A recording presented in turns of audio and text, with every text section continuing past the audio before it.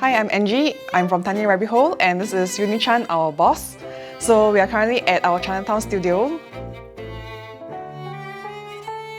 How Tiny Rabbit Hole started, I just started with doing like crochet items, but I learned that when I was 10 years old, long time ago. It's only in the past few years when I was in Australia and I wasn't really sure what to do to fill out my time when shops close by 5 p.m. every day.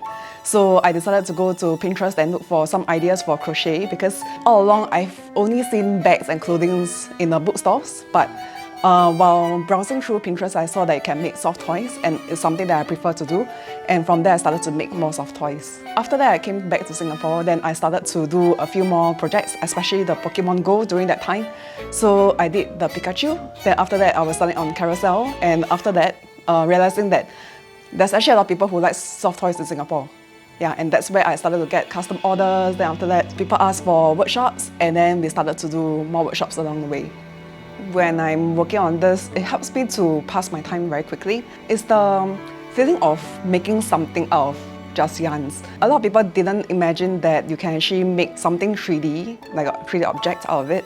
Being able to do that and figuring out the stitches is very interesting, and it keeps my mind calm. There's actually quite a few very interesting people who came to us to say that, like for example, their kids are not able to keep calm and they want them to like sit down there and do something.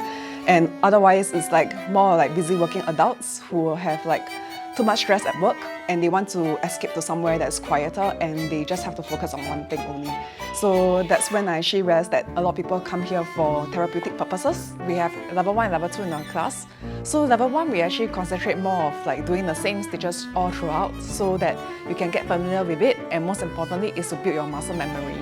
And because when you first started doing it, you might not achieve the perfect stitch. In order to achieve that, you have to keep continuing it. There are many people who always like fantasize about doing the unicorn, and they were like asking themselves, are they able to do it? Are they going to take one lesson and they are able to complete something more so complex like this? And normally what I advise them is that you have to start small. So that's why we always have like small projects like the pineapple, which we bring them back to the basics so that you learn how to do the basic stitches first before you start to do something more complex. And even if you see such a complex piece like this, it's actually broken down into smaller parts such as the ears, the horn, the arms and the legs, and even the tail. So each part has their own way of doing, and you cannot rush through to do them because you must first learn to understand how to do the basic stitches, and from there you apply the knowledge of single crochet, which is the basic stitch, and also how to count, and then putting them together you can form globular objects, and also understanding the shapes will help you to create different pieces of different sizes and shapes.